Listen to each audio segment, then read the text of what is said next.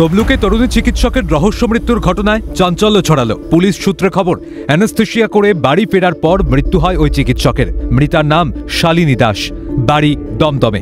জানা গিয়েছে গত 3 মাস ধরে তিনি কাঁথির মহকুমা হাসপাতালে কর্মরত ছিলেন। তার আগে তিনি তমলুক হাসপাতালে 2 বছর ধরে কর্মরত ছিলেন। পাশাপাশি একাধিক বেসরকারি হাসপাতালে অ্যানেস্থেশিয়া করাতেন তিনি। পূর্ব মেদিনীপুরের তমলুকের একটি ভাড়া বাড়িতে মায়ের সঙ্গে থাকতেন ওই চিকিৎসক। মৃতার মায়ের কাছ থেকে পুলিশ জানতে পেরেছে যে শুক্রবার সকাল 7টা নাগাদ বাড়ি থেকে বেরিয়েছিলেন শালিনী। প্রথমে তিনি মহিষাদলের একটি বেসরকারি হাসপাতালে যান। সেখান থেকে তমলুকের একটি বেসরকারি হাসপাতালে যান শালিনী।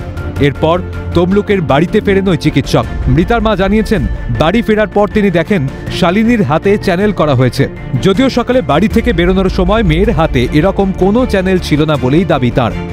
বাড়ি ফেরার পর শালিনী আচমকাই মাটিতে লুটিয়ে পড়েন। তড়িঘড়ি তমলুকের একটি বেসরকারি হাসপাতালে তাকে নিয়ে যাওয়া হয়। পরবর্তীতে আশঙ্কাজনক অবস্থায় তাকে স্থানান্তর করা হয় তমলুক মেডিকেল কলেজ হাসপাতালে।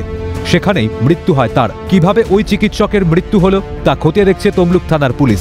তমলুকের এসডিপিও আফজাল আবরার জানিয়েছেন, ওই চিকিৎসকের মৃত্যুর তদন্ত শুরু হয়েছে। আর অসুস্থ ছিলেন, ওনার হাতে চ্যানেলও লাগানো ছিল যখন ওনাকে শিফট করা হয়েছে হসপিটালে। আর এই অবধি ইনফরমেশন আছে। অ্যানেস্থেসিয়া ডক্টর ছিলেন। হঠাৎ করে বাড়িতে পড়ে গিয়ে মারা গেলেন, ওটা আমরা দেখছি যে কি ইস্যু ছিল।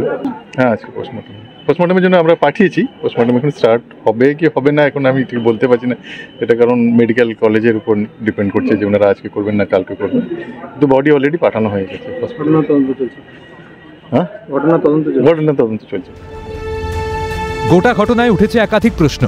আচমকায় কিভাবে মৃত্যু হলো ওই চিকিৎসকের? পুলিশি তদন্তে কি সামনে আসবে এই মৃত্যুর প্রকৃত কারণ? প্রশ্ন ওয়াকিবহাল মহলের। জাহাঙ্গীর বাদশার রিপোর্ট, ক্যালকাটা নিউজ।